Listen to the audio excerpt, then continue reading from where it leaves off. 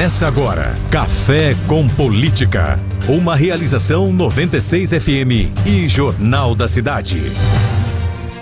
Olá, são 7h34. Eu sou o economista Reinaldo Cafeu. Hoje, dia 15 de julho, seja bem-vindo à 16ª edição do Café com Política. Sempre conosco aqui o jornalista João Jabbour. Bom dia, Jabbour.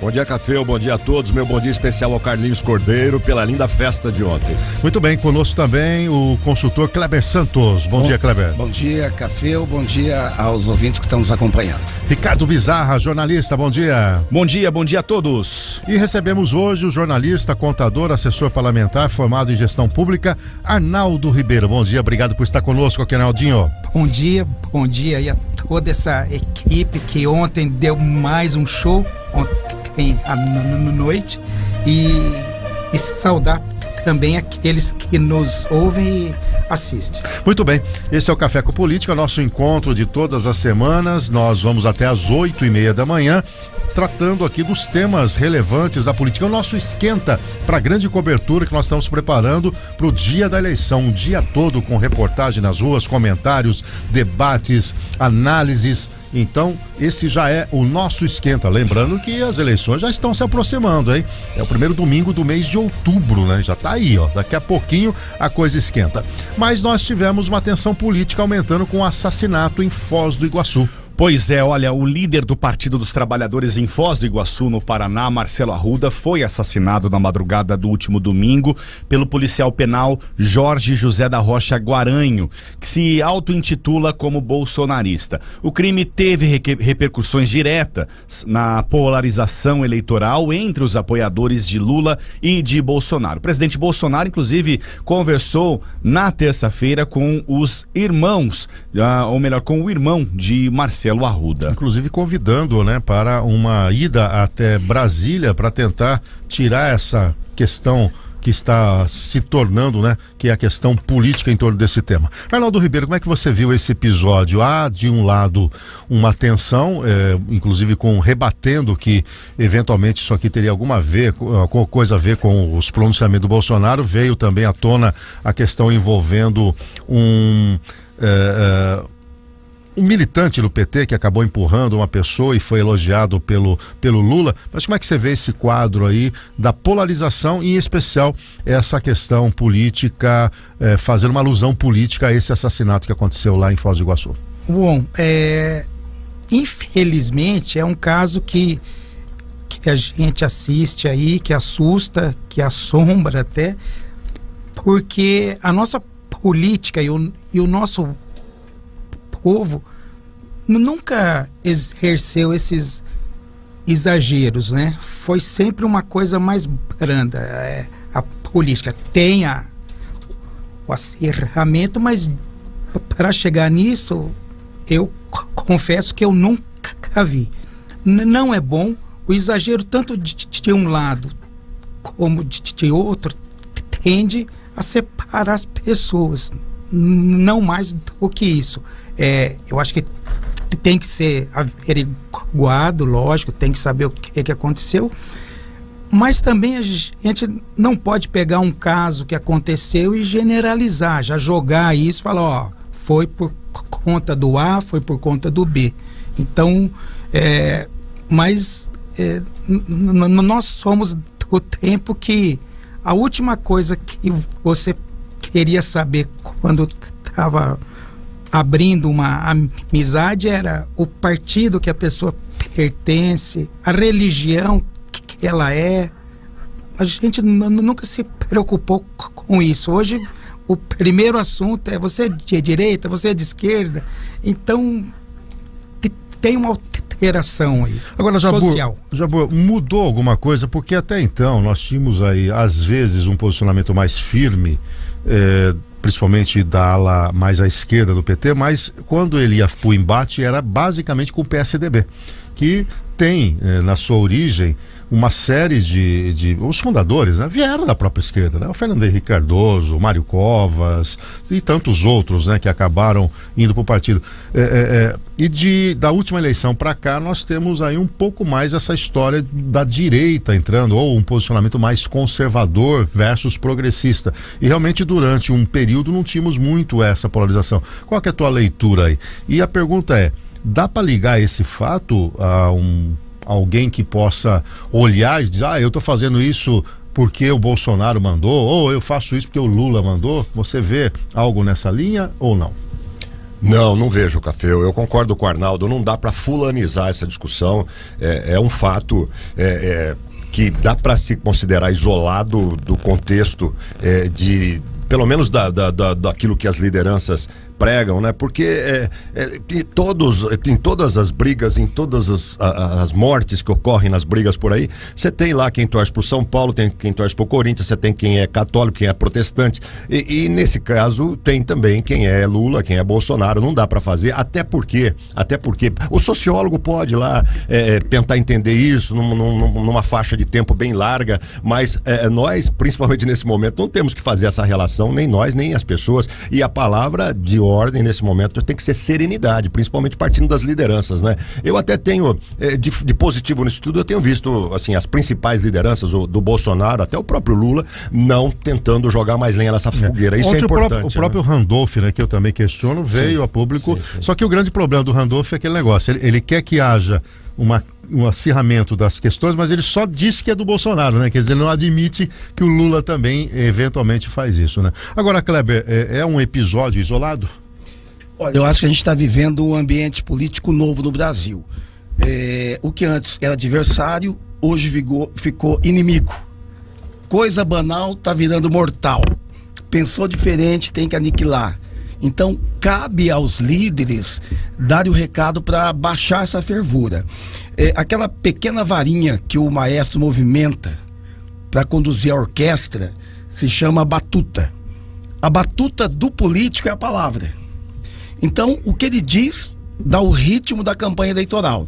Quando um político tem discurso violento, postura violenta, ele acaba estimulando atitude truculenta. Então, ele dá um sinal de que a violência é uma estratégia válida. Então, se os candidatos, eu digo ambos, baixarem o tom, os militantes vão baixar também.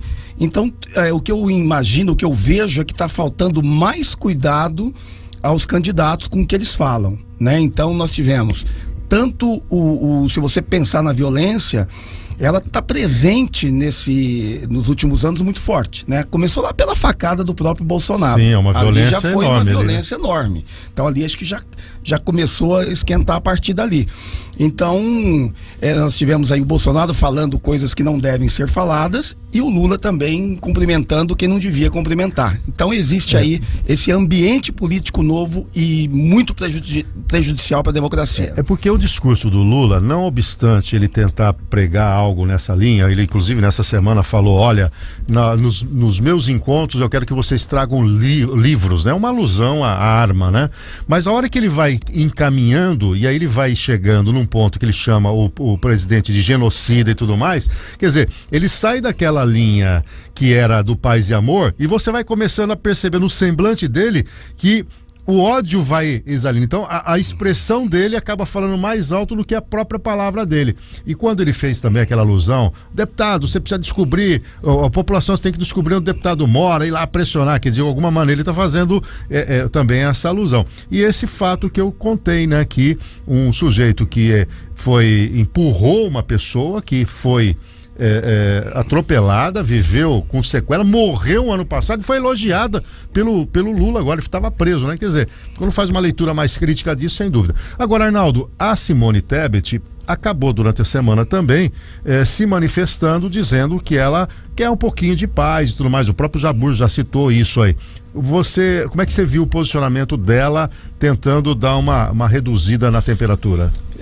A Simone, ela tem assim, o perfil dela, é uma senadora bacana, ela sabe se expressar, ela tem um trabalho sério. A política sempre esteve na vida dela, do pai, dela, né? da família.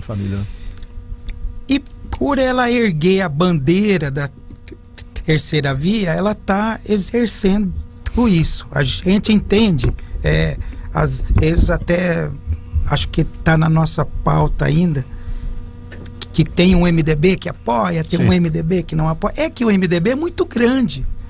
É um partido, o mesmo MDB do Sul não é o MDB do Norte, Nordeste. Mas ela está no papel dela, ela tem que fazer isso. E pegando o gancho aqui no que o João e o Kleber falaram, eu acho que os dirigentes e aqueles que estão à frente vão ter que exercitar mais essa palavra. E você acha que esse ambiente da terceira via, Arnaldinho, por exemplo, como a Tebet e os outros ali, o Ciro Gomes, a busca de aliança nessa polarização entre Lula e Bolsonaro. Lula e Bolsonaro devem buscar aí algumas alianças nesse sentido, buscando até Simone Tebet, Ciro Gomes.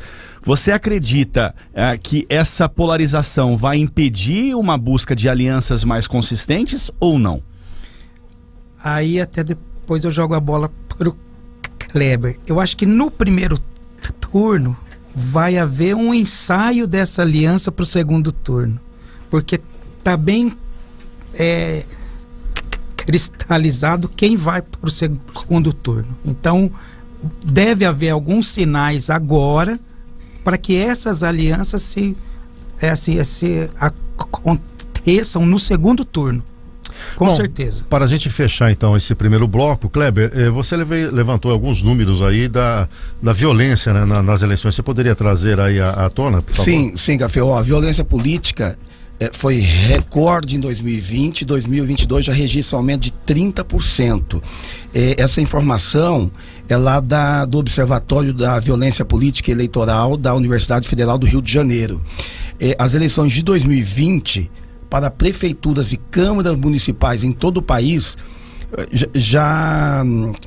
nessas eleições já aconteceram um recorde de 538 casos de violência contra lideranças políticas. Mas agora, em 2022, antes mesmo da campanha eleitoral para as eleições, o volume de casos já é 28,4% superior ao mesmo período em 2020. Então, a Universidade Federal do Rio de Janeiro, ela monitora casos de violência ocorridos contra lideranças políticas brasileiras. Isso já há um bom tempo e ela já está dando os números parciais. Jabur. E rapidamente, Kleber, Café, para talvez fechar esse assunto, né? O melhor antídoto para tudo isso é discutir o Brasil, que até agora não foi feito. Não tem proposta na mesa, né? Não tem, não tem. Que país é esse? Tudo um contra o outro e ninguém a favor de nada, né? Essa é a grande questão. E o que nós queremos para o futuro? Cadê? É verdade. Bom, são 7h47. Você está acompanhando aqui o Café com Política, um programa editado aqui, produzido, né, pela 96 FM em parceria com o Jornal da Cidade. É o nosso esquenta para a grande cobertura do dia das eleições lá em outubro. E temos uma nova pesquisa, não é isso, meu caro Ricardo Bizarra? Pois é, a pesquisa do Instituto FSB, que foi contratada pelo Banco BTG Pactual e divulgada nesta semana, e aponta a estabilidade do ex-presidente Lula à frente na corrida presidencial, com 41% das intenções de voto. 2 pontos a menos do que ele registrou na rodada anterior da pesquisa. O presidente Bolsonaro segue em segundo lugar com 32% e flutuou 1 ponto para baixo no cenário estimulado, ou seja, quando os entrevistados recebem uma lista já com os nomes dos pré-candidatos. Ciro Gomes tem 9%, Simone Tebet 4% e André Janones 3%.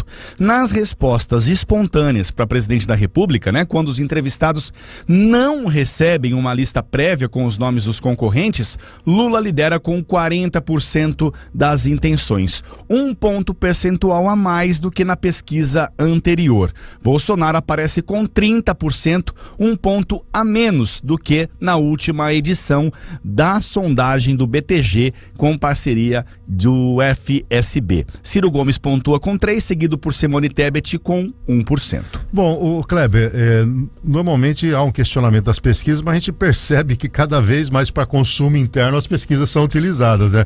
Haja vista o movimento aí da PEC dos precatórios, dos benefícios que a gente vai falar daqui a pouco, né? É uma reação. Não te surpreende esse André Janones 3%? Eu nunca ouvi falar desse sujeito, ele tem 3% aqui. Mas acontece, viu, Café? Acontece sim. Ele teve uma certa visibilidade em alguns momentos e ele tem feito um trabalho. Muitas vezes a gente não vê, porque a mídia automaticamente ela acaba dando um pouco mais de holofote para quem está em cima. Sim. Né?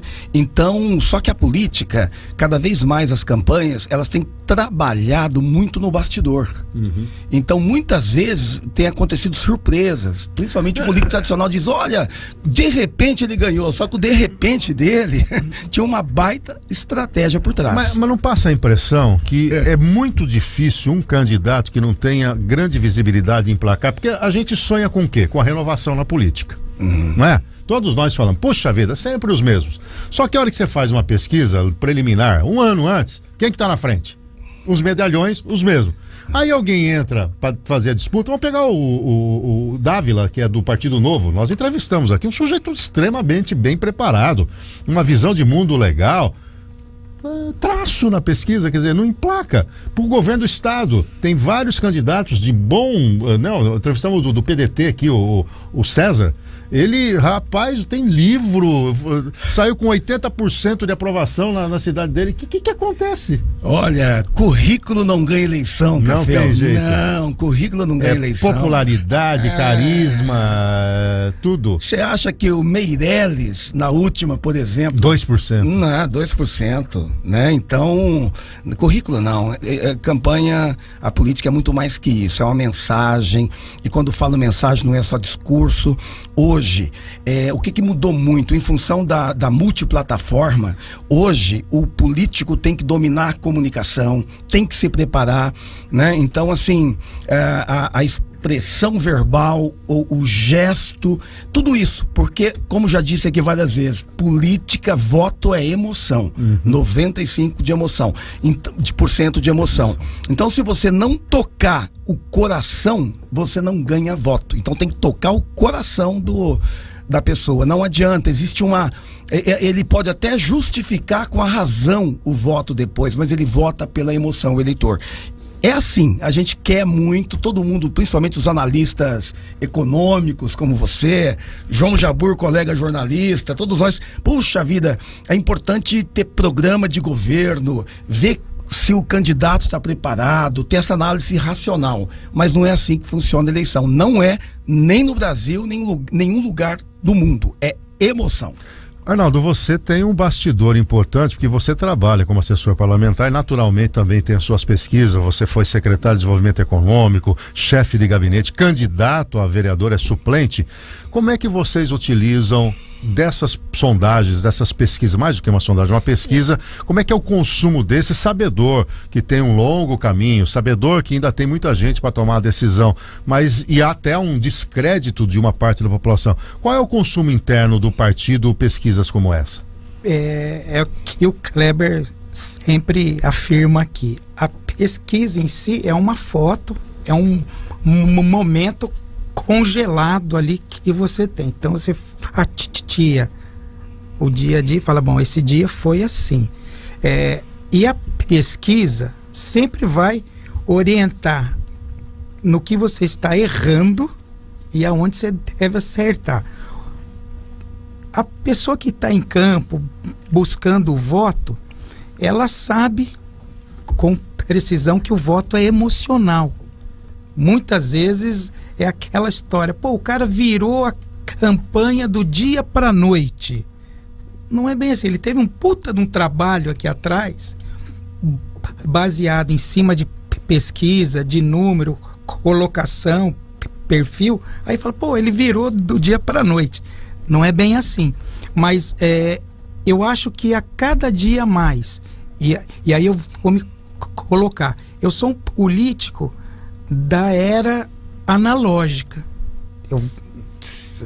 É que hoje você fala, você é político, parece que está xingando, ofendendo alguém, mas eu acredito na boa política, acredito na força da transformação. Então as pesquisas, elas sempre orientam, elas dão o norte, vai da pessoa entender aquilo que está passando para você e seguir. E hoje Se a pessoa não se conectar, não se inovar, não mudar a postura dela, vai ser bem difícil. Eu vou usar um exemplo. Posso? Claro, fica à vontade. É um político que já faleceu, então eu vou citar o nome dele. O Walter Costa. Ex-vereador Walter Costa, que foi Walter presidente da Costa. Câmara de Bauru, inclusive. Ele não subia em palanque, ele não fazia discurso, ele não pronunciava. E se elegia. Sempre. Imagina ele hoje. Será que essa fórmula ia dar certo? Hoje seria do estilo Carlinhos do PS, né? Meu Deus! Na rachadinha. Meu Deus! Agora, ô Jabor, você acredita, nós vamos ter aí daqui a pouco falar um pouquinho, que aqui, o que a gente tem observado toda semana aqui, que os números vão meio que consolidando, né? Ora, o Bolsonaro cai, aumenta 2, aí cai, mas você sempre tem uma diferença de 7, 8 pontos percentuais. Você acredita que é ali na frente que efetivamente isso muda? Nós temos aí um fato novo que a gente vai repercutir, que é o Auxílio Brasil aumentado, né? A PEC aí que estão chamando da bondade kamikaze, eu chamo de PEC de benefícios, afinal de contas. Como é que é a sua leitura aí? Nós estamos a cerca de 80 dias das eleições, né? Ontem, lá na festa do Prêmio Atenção, eu até perguntei ao Rodrigo Agostinho sobre a campanha, como é que tá, e onde é que ele anda fazendo campanha, se ele já tá aí nas ruas. Ele falou, não, ainda não, Jabor, vou começar daqui a pouco, ainda é meio cedo para ir para aquela campanha tradicional de rua. Então eu acho que esses 80 dias que nós temos pela frente, muita coisa ainda pode acontecer, inclusive aquilo que nós comentamos no programa anterior, o nível de repercussão da PEC dos benefícios, né, que agora foi definitivamente aprovada, e entre outras coisas. Eu queria só trazer aqui a título informativo, Café, unificando o assunto anterior com o assunto das pesquisas, é que o Lula, que é matreiro, que é esperto, ele está tentando, nesse momento, com base no fato da violência lá e com base nas pesquisas, desidratar a terceira via e com o seguinte argumento com o Ciro, a Simone e mesmo em público: olha, gente, vamos acabar essa eleição no primeiro turno, porque aí não tem o perigo de lá no segundo turno virar uma guerra eleitoral. E olha só, ele está tentando encaixar. Porque ele tem que tentar atrair principalmente o Ciro Gomes, né? Porque ele sabe que a vinda do Ciro aumenta. Agora o Ciro tem metralhado para os dois lados e não tem poupado o Lula, né? Olha, e só uma observação, a campanha do Lula reuniu anteontem mais de 150 pessoas em Brasília e para alinhar uma estratégia de comunicação do partido, unindo o PSB, o PC do B, o PV e o Solidariedade. Para quê? Eles estão criando, chama-se Time do Lula. Time do Lula. É uma turma de ativistas para que todo mundo trabalhe nessa guerra aí. Tentando um sprint final agora para ver se leva no primeiro turno. Perfeito. Diante das pesquisas. A gente vai por um rápido intervalo comercial. Nós vamos engatar aqui ainda na visão federal a PEC dos auxílios. Depois nós vamos falar um pouco das eleições do estado de São Paulo e temos ainda uma leitura aqui do número de candidatos a deputado aqui em Bauru. Sem contar que nós vamos abordar também com o Arnaldo a comissão processante aqui. É um instante só, a gente já volta com o Café com Política. Até já. São 8h02, esse é o Café com Política, nosso encontro de todas as sextas-feiras para avaliarmos o cenário econômico, político, nacional, estadual, regional e local.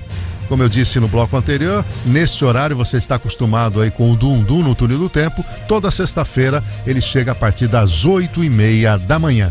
E nós tivemos a aprovação da PEC dos auxílios na Câmara Federal, né? Em 2 turnos, e ontem, inclusive, uma cerimônia muito concorrida. O presidente Bolsonaro esteve no Congresso Nacional, usou a palavra, o presidente da Câmara, o presidente também do Senado e outros convidados se manifestaram em relação a essa ampliação do auxílio, tanto o Auxílio Brasil como o Vale Gás, também injeção de recursos para os caminhoneiros e os taxistas, entre outras questões.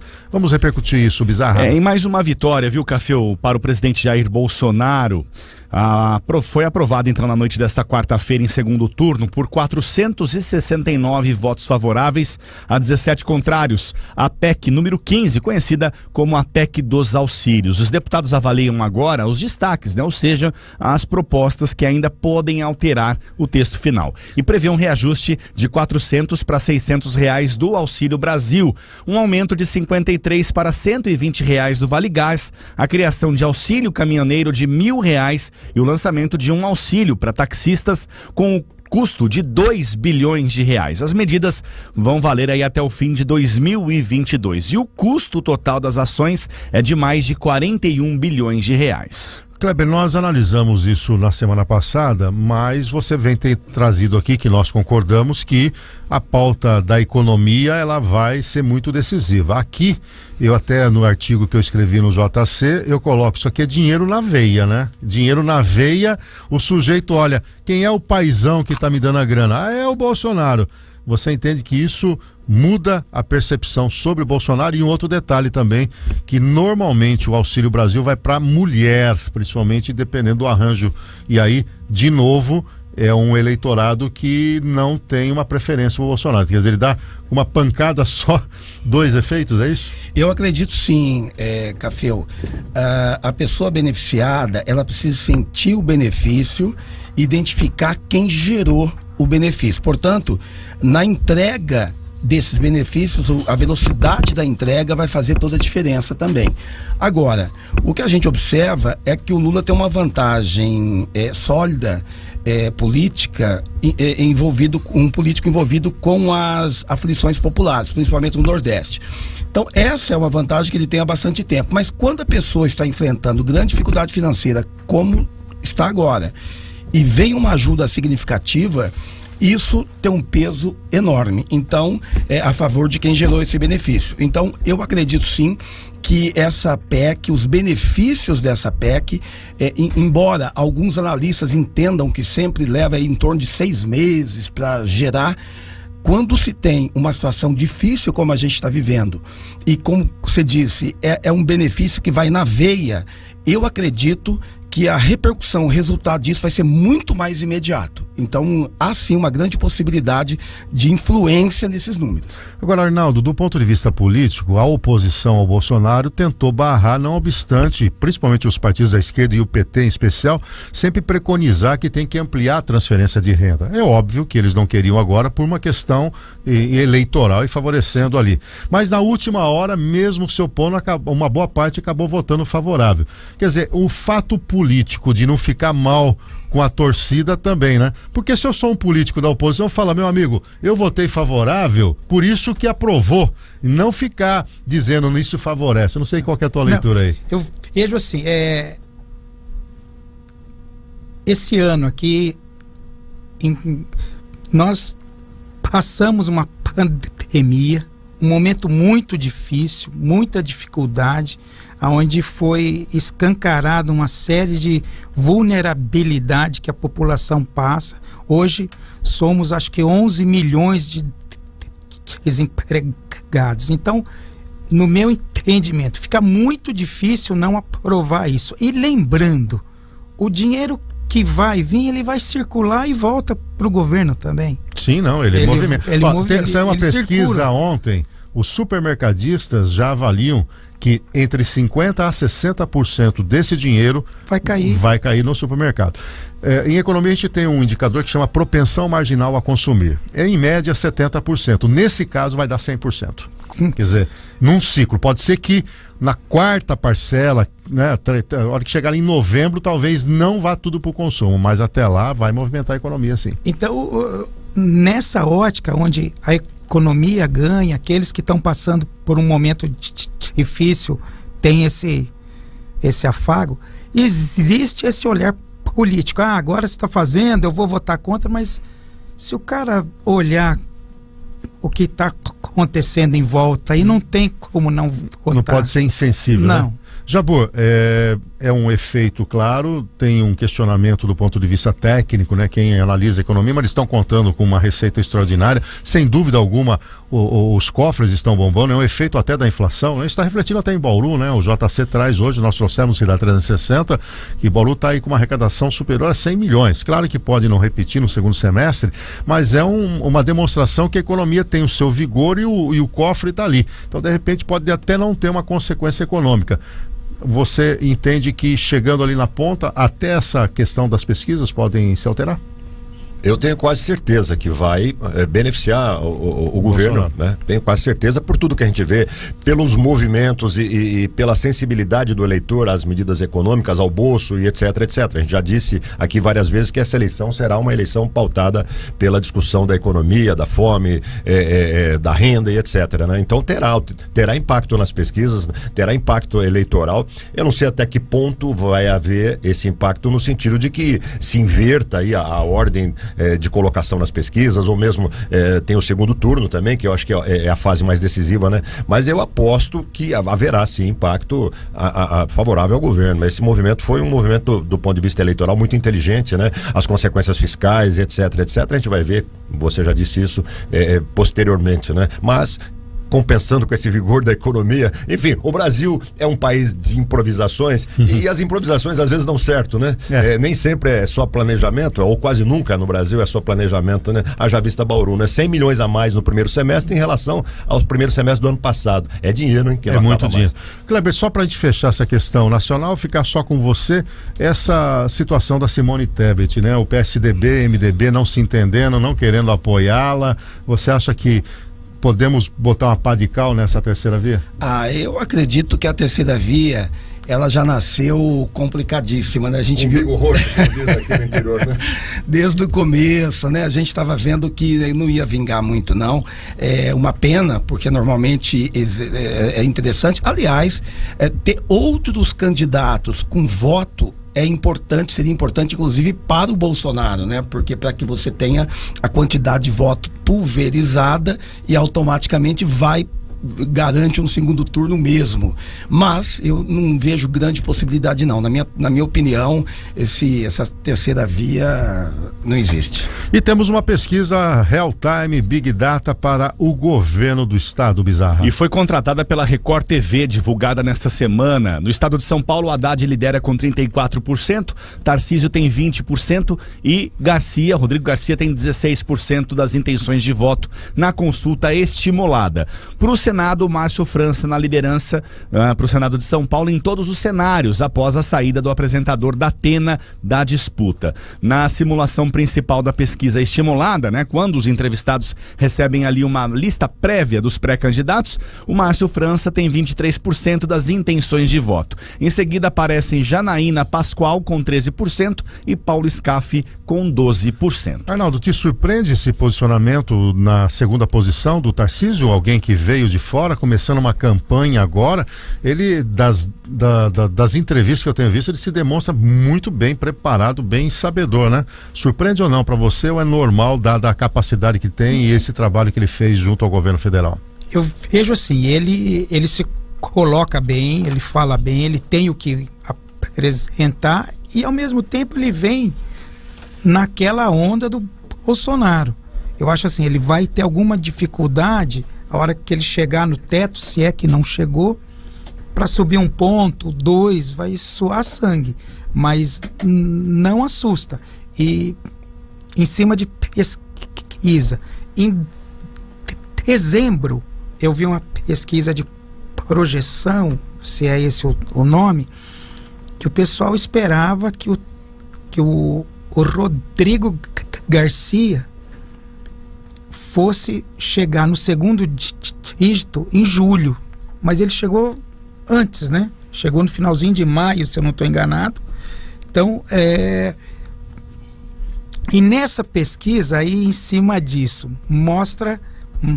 mostrava que o único que tinha força para derrotar o Haddad no segundo turno era o Rodrigo Garcia. Então, é a foto daquele momento, é isso que eu estou falando, é aquele momento.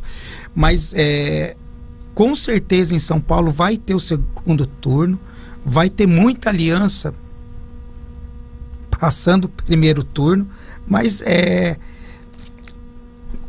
o Haddad já se consolida. A luta, na verdade, é para ver quem vai disputar o segundo turno com o Haddad. Agora, Jabur, aquela leitura que a gente tem feito, eu acho que está um pouco na linha do que o Arnaldinho está raciocinando, que é a máquina do Estado na mão do Rodrigo Garcia, né?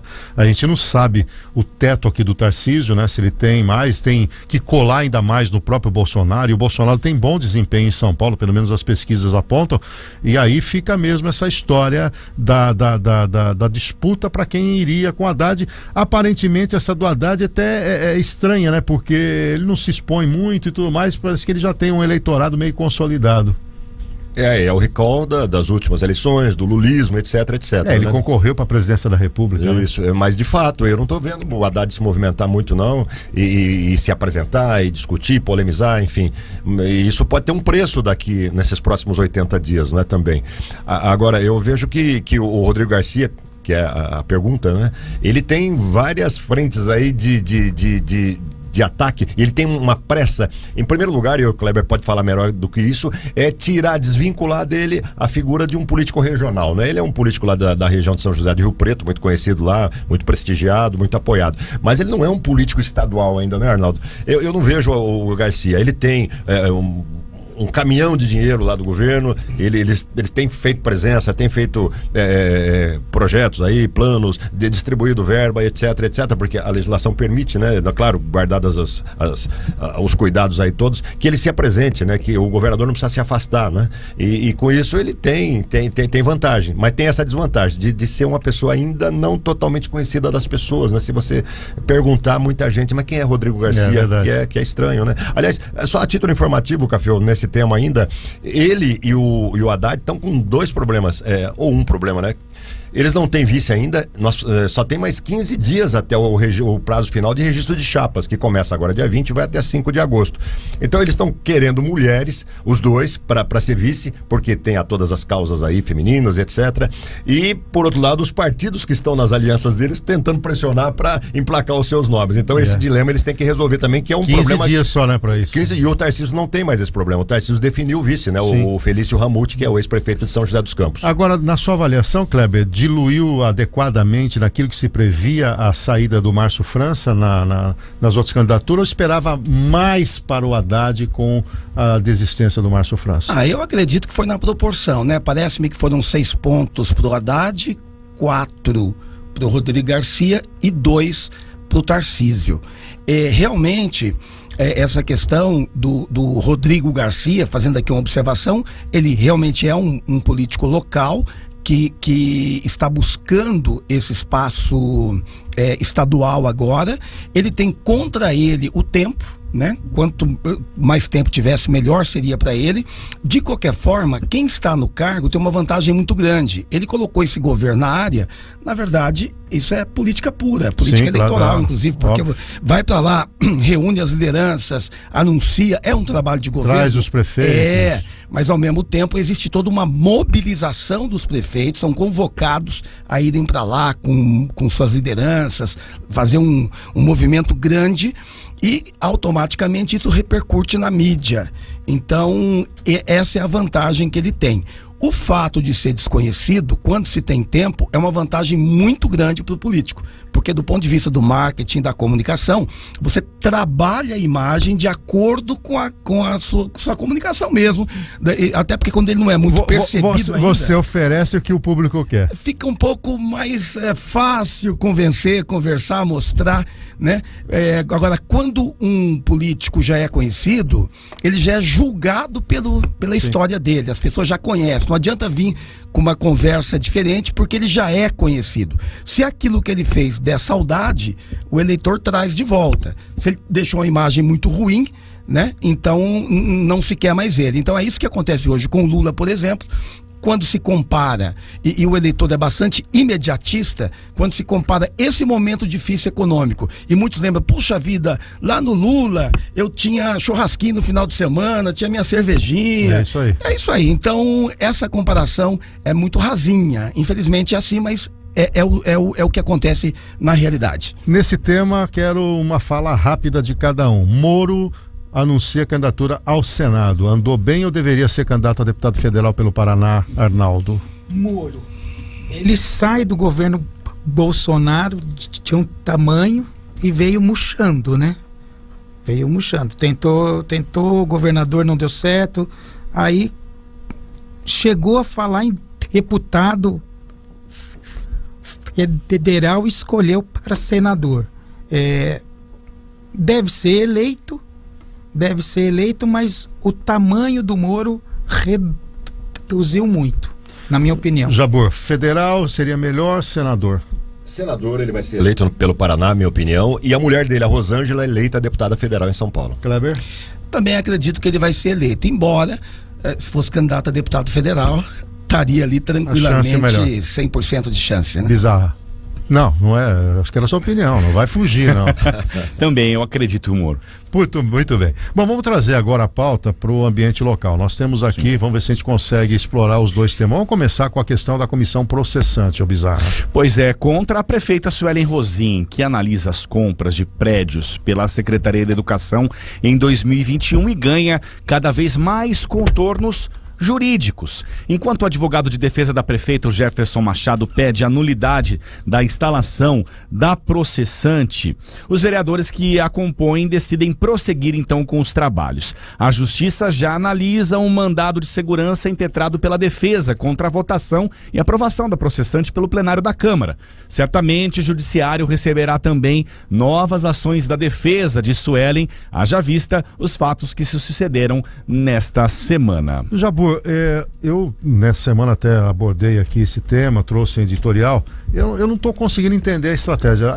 De um lado é uma postergação, do outro lado é uma tentativa de anular, de ficar olhando nas entrelinhas, nos detalhes de processos e tudo mais, quando na verdade o discurso da prefeita, olha, eu fiz tudo legítimo e tudo mais.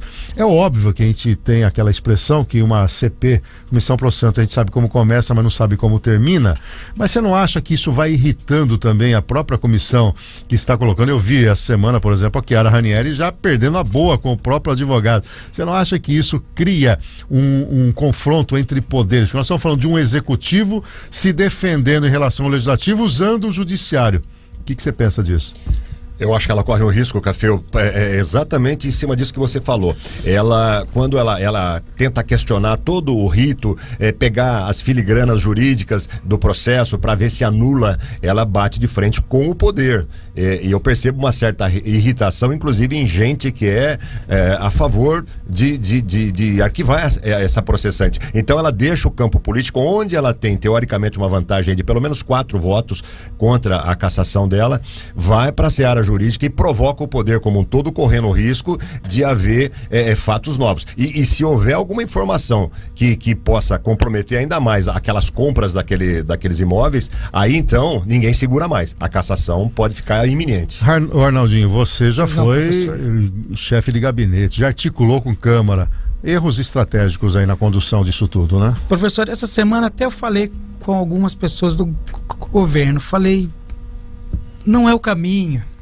Isso vai inflamar mais, e para a população esse clima de judicializar uma CP, a pessoa não entende bem o desgaste para ela, e esse tipo de inflamação que vai acontecer lá embaixo na Câmara não vai ajudar.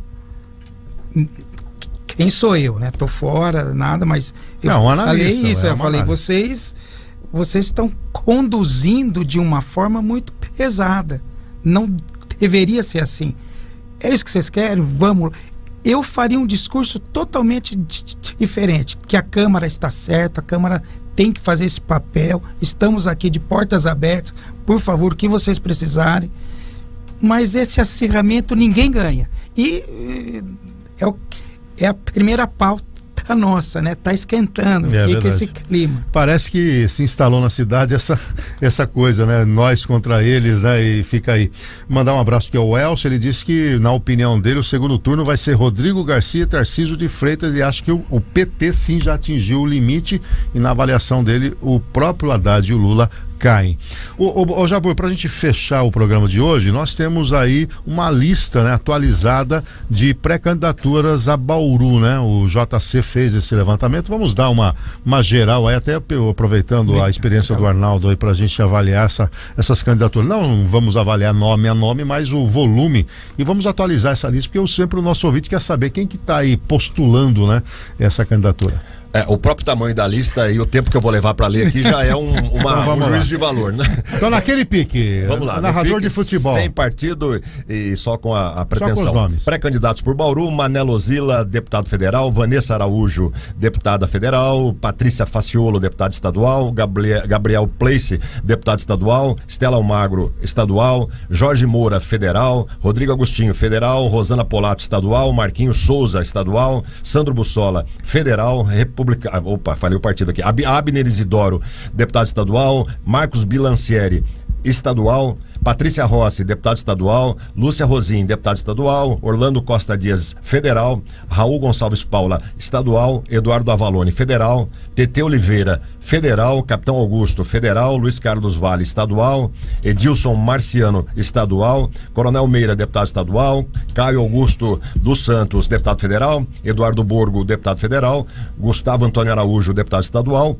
Paulo Bosta, deputado estadual; Toninho da Mariflex, deputado federal; Ricardo Cabelo, estadual; Carlinhos Cantelli, estadual; José Leme, federal; Matias Muniz, estadual; José Bittencourt, federal; e por fim, Donizete Alves Ferreira, estadual. O Meira, você falou? Não lembro. Falou, né? Coronel Meira, sim, tá aqui. Perfeito. Arnaldo, 33 pré-candidaturas, claro, dividido entre os dois. Parece estar mais ou menos meio a meio para estadual e tudo mais. Fora os candidatos de fora, né? E tudo mais. Polarização, pulverização que pode não levar ninguém, né? É legítimo esse anseio, respeito isso, eu mais do que ninguém preciso respeitar isso, mas vai voar muito voto, tem muito candidato aí que está no anseio de uma pré-campanha para vereador ou numa pré-campanha para supostamente prefeito. É ruim, esvazia a sala, né, como se diz, e esses nomes aí eu vejo que de Bauru com chance é o Rodrigo, Capitão Augusto, e dependendo da situação, a mãe da prefeita, da Lúcia Rosim. E aí a sua leitura, Kleber? Nós já abordamos isso, é uma pulverização, e você tem ainda aqueles que vêm de fora. O próprio Arnaldo Jardim tem um laço aqui, a gente tem recebido aqui semanalmente outros candidatos, e sempre morde 1 ou 2, 3 aqui com esses assessores, inclusive na região. A título informativo, em cima disso que você está falando, na eleição de 2018, tanto para estadual quanto para federal, 60% dos votos ficaram aqui, 40% foram para fora, então isso colabora nesse quadro. Então você pensar em 60%, eu estou trabalhando com um número útil de 180 mil, vamos para 200 mil, você já perde aí 80 mil votos nisso aí. Gente, 100 mil votos para dividir para 30 e... Não, vamos pôr 16 para cada lado. É muita coisa. Então, 16 aí e tal, mas é muito. Então fica parecendo uma campanha para vereador, né? Muita gente mesmo. Infelizmente é o que tem acontecido, mas faz parte da democracia e todo mundo tem essa liberdade. 8h26, esse foi mais uma edição aqui do Café com Política. Arnaldo Ribeiro, obrigado pela sua presença, foi um prazer recebê-lo aqui. E agradeço aos amigos aqui e os que nos ouviram e viram. Jabur, parabéns ontem pelo prêmio do Cidade 360, uma bela festa ontem, uma boa semana, um bom fim de semana e uma boa semana para você. Obrigado, Café, parabéns a todos daqui e vamos em frente. E o Kleber também, parabéns pelo Cidade 360, que ajuda aí na toda a articulação, no marketing, na criação das vinhetas, da logomarca, parabéns também aí pelo prêmio de ontem. Obrigado, Café, e obrigado à equipe, cumprimento também a equipe, a direção, que abriu esse espaço e que a gente tem visto que está se consolidando cada vez mais como um órgão informativo de muita credibilidade. E nós voltamos então na segunda-feira às 6 da manhã com o Cidade 360 e com Café com Política na próxima sexta-feira às 7h30 da manhã, sempre com João Jabur, Kleber Santos, Ricardo Bizarro e Reinaldo Café. Agora com vocês, Ricardo Bizarro. A todos um ótimo final de semana, até segunda, tchau.